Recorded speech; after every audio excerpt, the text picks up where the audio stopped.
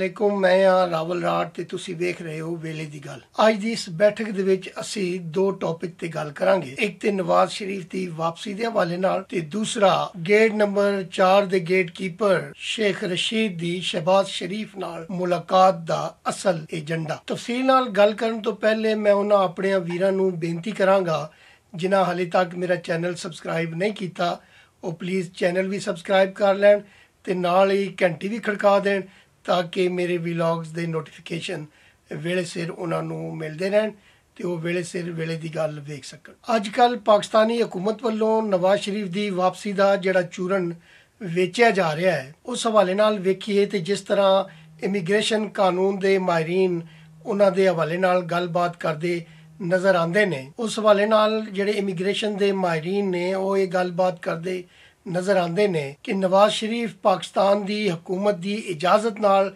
ਇੱਥੇ ਇਲਾਜ ਕਰਾਉਣ ਦੀ ਗਰਜ਼ ਨਾਲ ਆਏ ਨੇ ਤੇ ਹੁਣ ਉਹ ਜਿਸ ਵੀ ਡਾਕਟਰ ਜਾਂ ਹਸਪੀਟਲ ਚੋਂ ਇਲਾਜ ਕਰਾ ਰਹੇ ਨੇ ਉਹ ਹਸਪੀਟਲ ਜਾਂ ਉਹ ਡਾਕਟਰ ਜਿੰਨਾ ਚਿਰ ਉਹਨਾਂ ਦਾ ਇਲਾਜ ਮੁਕੰਮਲ ਨਹੀਂ ਕਰ ਲੈਂਦਾ ਤਾਂ ਉਸ ਵਕਤ ਤੱਕ ਹਕੂਮਤ ਬਰਤਾਨੀਆ ਵੀ ਉਸ ਡਾਕਟਰ ਨੂੰ ਇਹ ਗੱਲ ਨਹੀਂ ਪੁੱਛ ਸਕਦੀ ਕਿ ਮੀਆਂ ਨਵਾਜ਼ ਸ਼ਰੀਫ ਦੀ ਮੈਡੀਕਲੀ ਕੀ ਕੰਡੀਸ਼ਨ ਹੈ ਤੇ ਨਾ ਹੀ ਡਾਕਟਰ ਪ੍ਰੈਡਿਕਟ ਕਰ ਸਕਦਾ ਹੈ ਕਿ ਇਹਨਾਂ ਦਾ ਇਲਾਜ 4-6 ਹਫ਼ਤਿਆਂ ਜਾਂ ਮਹੀਨੇ 2 ਮਹੀਨੇ 'ਚ ਮੁਕੰਮਲ ਹੋ ਜਾਏਗਾ। ਬਰਤਾਨੀਆ ਦੇ ਕਾਨੂੰਨ ਮੁਤਾਬਕ ਕਿਸੇ ਵੀ ਬੰਦੇ ਦੀ ਮੈਡੀਕਲ ਹਿਸਟਰੀ ਸੀਕ੍ਰੇਟ ਰੱਖੀ ਜਾਂਦੀ ਹੈ, ਇੱਥੋਂ ਤੱਕ ਕਿ ਮੀਆਂ ਬੀਵੀ ਦੀ ਜਿਹੜੀ ਮੈਡੀਕਲ ਹਿਸਟਰੀ ਹੈ ਉਹ ਬਿਨਾਂ ਇਜਾਜ਼ਤ ਦੇ ਮੀਆਂ ਦੀ ਰਿਪੋਰਟ ਬੀਵੀ ਨਾਲ ਤੇ ਬੀਵੀ ਦੀ ਰਿਪੋਰਟ ਮੀਆਂ ਨਾਲ ਸ਼ੇਅਰ ਨਹੀਂ ਕਰਦੇ। ਤੇ ਹਕੂਮਤ ਕਿਸ ਤਰੀਕੇ ਨਾਲ ਨਵਾਜ਼ ਸ਼ਰੀਫ ਦੀ ਮੈਡੀਕਲ ਕੰਡੀਸ਼ਨ ਬਾਰੇ ਉਸ ਡਾਕਟਰ ਜਾਂ ਹਸਪਤਾਲ ਨੂੰ ਪੁੱਛ ਸਕਦੀ ਹੈ ਜਾਂ ਉਹ ਡਾਕਟਰ ਜਾਂ ਹਸਪਤਾਲ ਹਕੂਮਤ ਨੂੰ ਦੱਸ ਸਕਦਾ ਹੈ। ਔਰ ਫਿਰ ਸੋਨੇ ਤੇ ਸੁਹਾਗਾ ਕਿ ਸਾਡੇ ਜਿਹੜੇ ਇਹ ਮਦਾਰੀ ਟਾਈਪ ਹੁਕਮਰਾਨ ਨੇ ਇਹਨਾਂ ਨੇ ਅਮਰੀਕਾ ਦੇ ਵਿੱਚ ਖੜੇ ਹੋ ਕੇ ਜਿਸ ਤਰੀਕੇ ਨਾਲ ਬੜਕਾ ਮਾਰੀਆਂ ਸਨ ਕਿ ਮੈਂ ਪਾਕਿਸਤਾਨ ਜਾ ਕੇ ਉਹਦਾ ਏਸੀ ਲਾ ਕੇ ਬਾਹਰ ਵਗਾ ਦਿਆਂਗਾ, ਉਹਦੇ ਕੱਪੜੇ ਲਾ ਲਵਾਂਗਾ, ਉਹਦੇ ਅੱਗੋਂ ਰੋਟੀ ਚੁੱਕ ਲਵਾਂਗਾ, ਉਹਦਾ ਮੰਜੀ ਬਿਸਤਰਾ ਜੇਲੋਂ ਬਾਹਰ ਵਗਾ ਦਿਆਂਗਾ। ਜਾਂ ਕੁਝ ਹਫ਼ਤੇ ਪਹਿਲੇ ਇਸਲਾਮਾਬਾਦ ਦੇ ਵਿੱਚ ਆਪਣੇ ਕਾਰਕੁਨਾਂ ਨੂੰ ਤਕਰੀਰ ਕਰਦੇ ਹੋਏ ਜਿਸ ਤਰ੍ਹਾਂ ਉਹਨਾਂ ਨੇ ਮੂੰਹ ਤੇ ਹੱਥ ਫੇਰ ਕੇ ਤੜੀਆਂ ਲਾਈਆਂ, ਇਸ ਤਰ੍ਹਾਂ ਤੇ ਮੁਮਕਿਨ ਹੈ ਕਿ ਬਹਿਸੀਅਤ PTI ਦੇ ਚੇਅਰਮੈਨ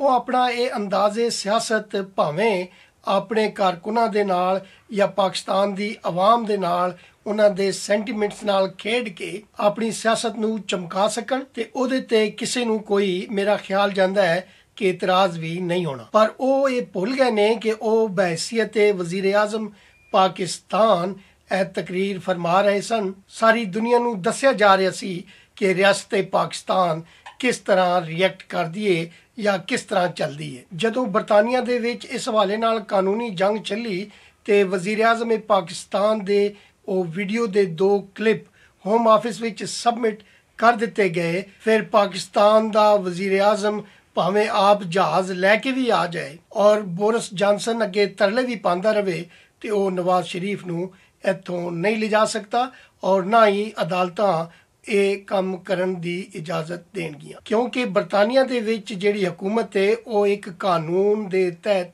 ਚਲਾਈ ਜਾਂਦੀ ਹੈ, ਜਦ ਕਿ ਪਾਕਿਸਤਾਨ ਦੇ ਵਿੱਚ ਜਿਸ ਤਰ੍ਹਾਂ ਮੌਜੂਦਾ ਹੁਕਮਰਾਨ ਹਕੂਮਤ ਚਲਾ ਰਹੇ ਨੇ, ਜਿਵੇਂ ਇੱਕ ਸਬਜ਼ੀ ਮੰਡੀ ਦੇ ਵਿੱਚ ਆੜਤੀ ਹੁੰਦਾ ਹੈ ਤੇ ਉਹ ਆਪਣੇ ਵਰਕਰਾਂ ਨੂੰ ਕਹਿੰਦਾ ਹੈ ਉਹ ਇਹ ਸਾਗ ਦਾ ਟੋਕਰਾ ਚੁੱਕ ਕੇ ਉੱਤੇ ਰੱਖ ਦੇ, ਉੱਥੇ ਉਹ ਆਲੀਆਂ ਵਾਲੀਆਂ ਬੋਰੀਆਂ ਚੁੱਕ ਕੇ ਪਰਾਂ ਰੱਖ ਦੇ, ਇਹ ਮਿਰਚਾਂ ਤੇ ਟਮਾਟਰ ਚੁੱਕ ਕੇ ਮੇਰੇ ਮਗਰ ਲਾ ਦੇ। ਇਸ ਅੰਦਾਜ਼ ਦੇ ਨਾਲ ਪਾਕਿਸਤਾਨ ਦੀ ਹਕੂਮਤ ਪਿਛਲੇ 2.5 ਸਾਲ ਤੋਂ ਚਲਾਈ ਜਾ ਰਹੀ ਹੈ ਔਰ ਇਹ ਪਾਕਿਸਤਾਨ ਦੇ ਵਿੱਚ ਹੀ ਮੁਮਕਿਨ ਹੈ, ਕਿਉਂਕਿ ਸਾਡੇ ਮੁਲਕ ਦੇ ਵਿੱਚ ਆਇਨ ਨੂੰ ਇੱਕ ਰੱਦੀ ਦਾ ਟੁਕੜਾ ਸਮਝਿਆ ਜਾਂਦਾ ਹੈ ਪਰ ਬਾਕੀ ਦੀ ਦੁਨੀਆ ਆਪਣੇ ਮੁਲਕ ਆਪਣੀਆਂ ਰਿਆਸਤਾਂ ਆਪਣੇ ਮਿੱਥੇ ਹੋਏ ਆਇਨ ਤੇ ਕਾਨੂੰਨ ਦੇ ਤਹਿਤ ਚਲਾਉਂਦੀਆਂ ਨੇ। ਸੋ ਇਸ ਤਰ੍ਹਾਂ ਅਗਰ ਇਮਰਾਨ ਸਾਹਿਬ ਜ਼ਾਤੀ ਤੌਰ ਤੇ ਆ ਕੇ ਬੋਰਿਸ ਜਾਨਸਨ ਨੂੰ ਮਿਲ ਵੀ ਲੈਣ ਤੇ ਉਹ ਵਿਚਾਰਾ ਕੁਝ ਵੀ ਨਹੀਂ ਕਰ ਸਕਦਾ। ਇਸ ਤਰ੍ਹਾਂ ਵਜ਼ੀਰ ਆਜ਼ਮ ਪਾਕਿਸਤਾਨ ਦੇ ਆਵਾਮ ਦੇ ਇਮੋਸ਼ਨ ਨਾਲ ਖੇਡ ਕੇ ਉਹਨਾਂ ਨੂੰ ਮਹਿਜ਼ ਬੇਵਕੂਫ ਬਣਾ ਰਹੇ ਨੇ। ਉਹਨਾਂ ਦੇ ਵੇਖਾ ਵੇਖੀ ਸ਼ਹਿਜ਼ਾਦ ਅਕਬਰ ਸਾਹਿਬ ਵੀ ਉਸੇ ਲਾਈਨ ਤੇ ਚੱਲ ਰਹੇ ਨੇ, ਹਾਲਾਂਕਿ ਉਹ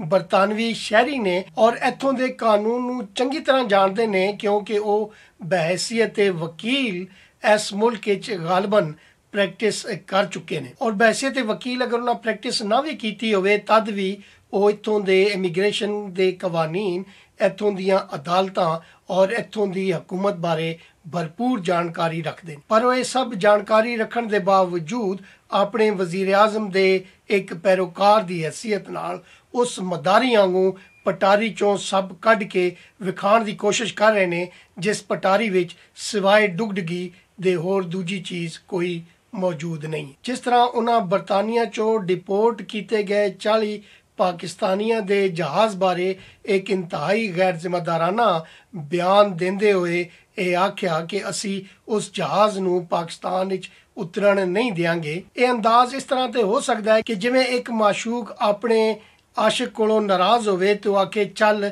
ਤੂੰ ਮੈਨੂੰ ਸਾਟਨ ਦਾ ਸੂਟ ਨਹੀਂ ਸੀ ਲੈ ਕੇ ਦਿੱਤਾ, ਇਸ ਕਰਕੇ ਮੈਂ ਹੁਣ ਲੀਲਨ ਵਾਲਾ ਸੂਟ ਵੀ ਨਹੀਂ ਲੈਂਦੀ, ਇਹ ਵੀ ਤੂੰ ਆਪਣੇ ਕੋਲੇ ਰੱਖ। ਪਰ ਰਿਆਸਤਾਂ ਇਸ ਤਰ੍ਹਾਂ ਨਹੀਂ ਚੱਲਦੀਆਂ। ਉਹਨਾਂ ਦੇ ਇਸ ਬਿਆਨ ਦੇ ਨਾਲ ਪਾਕਿਸਤਾਨੀ ਆਵਾਮ ਦੇ ਇਮੋਸ਼ਨਸ ਨਾਲ ਤੇ ਉਹਨਾਂ ਨੇ ਖੇਡ ਲਿਆ, ਪਰ ਬਾਕੀ ਦੁਨੀਆ ਦੇ ਵਿੱਚ ਪਾਕਿਸਤਾਨ ਨੂੰ ਇੱਕ ਗੈਰ ਸੰਜੀਦਾ ਰਿਆਸਤ ਵਜੋਂ ਜੋ ਨੁਕਸਾਨ ਪਹੁੰਚਾਇਆ ਹੈ ਉਸ ਦਾ ਅੰਦਾਜ਼ਾ ਨਾ ਉਹਨਾਂ ਨੂੰ ਤੇ ਨਾ ਹੀ ਉਹਨਾਂ ਦੇ ਵਜ਼ੀਰ ਆਜ਼ਮ ਨੂੰ ਹੈ। ਇਹ ਮਦਾਰੀਆਂ ਦਾ ਟੋਲਾ ਜਿਸ ਤਰੀਕੇ ਨਾਲ ਜਰਨੈਲਾਂ ਨੇ ਪਾਕਿਸਤਾਨ ਤੇ ਮੁਸੱਲਤ ਕੀਤਾ ਹੈ, ਇਸ ਦੀ ਸਾਰੀ ਜ਼ਿੰਮੇਵਾਰੀ ਵੀ ਉਹਨਾਂ ਜਰਨੈਲਾਂ ਦੇ ਸਿਰ ਹੀ ਜਾਂਦੀ ਹੈ। ਹੁਣ ਗੱਲ ਕਰਦੇ ਹਾਂ ਗੇਟ ਨੰਬਰ 4 ਦੇ ਜਿਹੜੇ ਗੇਟ ਕੀਪਰ ਨੇ ਸ਼ਹਿਬਾਜ਼ ਸ਼ਰੀਫ ਨਾਲ ਮੁਲਾਕਾਤ ਵਾਲਾ ਡਰਾਮਾ ਕੀਤਾ। ਉਹਨਾਂ ਦਾ ਅਸਲ ਏਜੰਡਾ ਤੇ PDM ਵਿੱਚ ਇਖਤਲਾਫਾਤ ਪਾਉਣਾ ਸੀ ਔਰ ਆਵਾਮ ਦੇ ਵਿੱਚ ਇਹ ਗੁੰਮਰਾਹੀ ਫੈਲਾਣੀ ਸੀ। ਜਿਸ ਤਰ੍ਹਾਂ ਬਿਲਾਵਲ ਭੁੱਟੋ ਜ਼ਰਦਾਰੀ ਨੇ ਸ਼ਹਿਬਾਜ਼ ਸ਼ਰੀਫ ਨਾਲ ਮੁਲਾਕਾਤ ਕੀਤੀ ਔਰ ਉਸ ਮੁਲਾਕਾਤ ਤੋਂ ਬਾਅਦ PDM ਨੇ 14 ਜਲਸਿਆਂ ਦਾ ਐਲਾਨ ਕੀਤਾ। ਉਸ ਦਾ ਅਸਰ ਜ਼ਾਇਲ ਕਰਨ ਵਾਸਤੇ ਔਰ ਆਵਾਮ ਨੂੰ ਗੁੰਮਰਾਹ ਕਰਨ ਵਾਸਤੇ ਉਹਨਾਂ ਨੇ ਖਾਸ ਕਰ ਸ਼ਹਿਬਾਜ਼ ਸ਼ਰੀਫ ਨਾਲ ਮੁਲਾਕਾਤ ਕਰਕੇ ਉਹਨਾਂ ਇਹ ਤਾਸਰ ਦੇਣ ਦੀ ਕੋਸ਼ਿਸ਼ ਕੀਤੀ ਕਿ ਜਿਸ ਤਰੀਕੇ ਨਾਲ ਸ਼ਹਿਬਾਜ਼ ਸ਼ਰੀਫ PDM ਦੇ ਨਾਲ ਸਹਿਮਤ ਨਹੀਂ ਨੇ ਔਰ ਉਹ PDM ਤੋਂ ਵੱਖਰਾ ਬਿਆਨੀਆਂ ਰੱਖਦੇ ਨੇ। ਜਦ ਕਿ ਇੰਜ ਦੀ ਗੱਲ ਹੁੰਦੀ ਤੇ ਬਿਲਾਵਲ ਭੁੱਟੋ ਜ਼ਰਦਾਰੀ ਦੀ ਸ਼ਹਿਬਾਜ਼ ਸ਼ਰੀਫ ਨਾਲ ਮੁਲਾਕਾਤ ਤੋਂ ਬਾਅਦ PDM ਆਪਣੇ ਦੂਜੇ ਫੇਜ਼ ਦਾ ਇਸ ਤਰ੍ਹਾਂ ਐਲਾਨ ਨਾ ਕਰਦੀ ਜਿਸ ਤਰੀਕੇ ਨਾਲ ਉਹਨਾਂ ਨੇ ਐਲਾਨ ਕੀਤਾ। ਇਸ ਹੈਂਡੀਕੈਪ ਹਕੂਮਤ ਦੇ ਕੋਲ ਇਹ ਚੂਰਨ ਵੇਚਣ ਤੋਂ ਇਲਾਵਾ ਹੁਣ ਇਸ ਵਕਤ ਦੂਜਾ ਸੌਦਾ ਮੌਜੂਦ ਹੀ ਨਹੀਂ। ਵੇਖਿਆ ਜਾਏ ਤੇ ਅਗਰ ਸ਼ਹਿਬਾਜ਼ ਸ਼ਰੀਫ ਤੇ ਬਿਲਾਵਲ ਭੁੱਟੋ ਜ਼ਰਦਾਰੀ ਦੀ ਮੁਲਾਕਾਤ ਤੋਂ ਬਾਅਦ PDM ਇਸ ਏਜੰਡੇ ਦਾ ਐਲਾਨ ਨਾ ਕਰਦੀ ਤੇ ਮੁਮਕਿਨ ਸੀ ਕਿ ਤੁਸੀਂ ਉਹਨਾਂ ਨਾਲ ਮੁਲਾਕਾਤ ਕਰਕੇ ਇਸ ਤਰ੍ਹਾਂ ਦੇ ਰੂਮਰਸ ਆਵਾਮ ਦੇ ਵਿੱਚ ਫੈਲਾ ਸਕਦੇ ਸੋ। ਪਰ ਉਸ ਮੁਲਾਕਾਤ ਤੋਂ ਬਾਅਦ PDM ਦੀ ਅਗਲੇ ਫੇਜ਼ ਦੀ ਤਹਿਰੀਕ ਦਾ ਐਲਾਨ ਅਸਲ ਵਿੱਚ ਹਕੂਮਤ ਦੀਆਂ ਚੂਲਾਂ ਹਿਲਾ ਕੇ ਰੱਖ ਦਿੱਤੀਆਂ। ਆਵਾਮ ਨੂੰ ਗੁੰਮਰਾਹ ਕਰਨ ਦੀ ਇਸ ਸਾਜ਼ਿਸ਼ ਨੂੰ ਆਵਾਮ ਹੀ ਨਾਕਾਮ ਬਣਾ ਸਕਦੀ ਹੈ, ਕਿਉਂਕਿ ਨਿੱਕਾ ਜਾਂ ਨਿੱਕੇ ਦੇ ਅੱਬੇ ਦੇ ਹੱਥ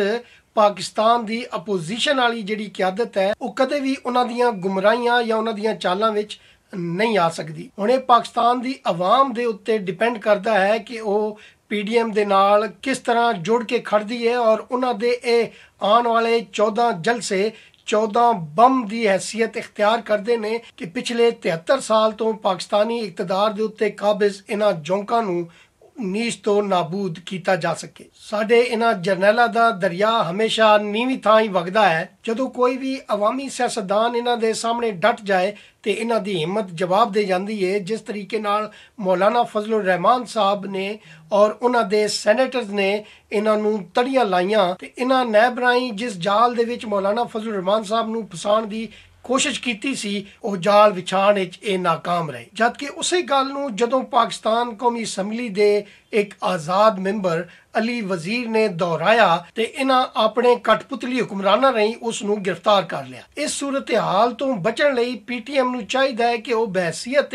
ਇੱਕ ਸਿਆਸੀ ਜਮਾਤ ਆਪਣੇ ਆਪ ਨੂੰ ਰਜਿਸਟਰਡ ਕਰਾਏ ਔਰ PTM ਦੀ ਇਸ ਤਹਿਰੀਕ ਵਿੱਚ ਸ਼ਾਮਲ ਹੋ ਜਾਏ, ਕਿਉਂਕਿ PTM ਦੀ ਤਹਿਰੀਕ ਵੀ ਇਸਟੈਬਲਿਸ਼ਮੈਂਟ ਦੇ ਉਸ ਜ਼ਬਰ ਤੋਂ ਆਜ਼ਾਦੀ ਦੀ ਤਹਿਰੀਕ ਹੈ ਜਿਸ ਜ਼ਬਰ ਦੇ ਖਿਲਾਫ PTM ਦੀ ਤਹਿਰੀਕ ਚਲਾਈ ਜਾ ਰਹੀ ਹੈ। ਇਸ ਤਰ੍ਹਾਂ PTM ਆਪਣੇ ਦਰਦਾਂ ਦਾ ਇਲਾਜ ਅਗਰ PTM ਦੇ ਨਾਲ ਜੋੜ ਲਵੇ, ਇਸ ਦੇ ਨਾਲ ਤਹਿਰੀਕ ਦੇ ਵਿੱਚ ਜਾਨ ਵੀ ਪੈ ਸਕਦੀ ਹੈ ਔਰ ਉਹਨਾਂ ਉੱਤੇ ਜਿਹੜਾ ਆਏ ਦਿਨ ਇਹ ਜ਼ੁਲਮ ਕੀਤਾ ਜਾਂਦਾ ਹੈ ਕਿ ਬਿਨਾਂ ਵਜ੍ਹਾ ਝੂਠੇ ਇਲਜ਼ਾਮ ਲਾ ਕੇ ਉਹਨਾਂ ਦੇ ਇਹ ਦੋਵੇਂ ਮੈਂਬਰਾਂ ਕੌਮੀ ਅਸੈਂਬਲੀ ਨੂੰ ਕਦੇ ਇੱਕ ਨੂੰ ਤੇ ਕਦੇ ਦੂਜੇ ਨੂੰ ਫੜ ਲਿਆ ਜਾਂਦਾ ਹੈ, ਇਸ ਤੋਂ ਵੀ ਜਾਨ ਛੁੱਟ ਸਕਦੀ ਹੈ, ਕਿਉਂਕਿ ਸਾਡੀ ਇਸਟੈਬਲਿਸ਼ਮੈਂਟ ਗੱਲਾਂ ਦੀ ਜ਼ਬਾਨ ਤੇ ਸਮਝਦੀ ਹੀ ਨਹੀਂ। ਜਿਸ ਜ਼ਬਾਨ ਵਿੱਚ ਮੌਲਾਨਾ ਫਜ਼ਲੁਰ ਰਹਿਮਾਨ ਸਾਹਿਬ ਨੇ ਇਹਨਾਂ ਨੂੰ ਜਵਾਬ ਦਿੱਤਾ ਸੀ ਔਰ ਇਹ ਭੱਜ ਕੇ ਖੁੱਡੇ ਵੜ ਗਏ ਸਨ। ਮੇਰੇ ਵੱਲੋਂ ਇੰਨਾ ਕੁਝ ਹੀ, ਜਿਉਂਦੇ ਰਹੇ ਤੇ ਫਿਰ ਮਿਲਾਂਗੇ। ਰੱਬ ਰੱਖ।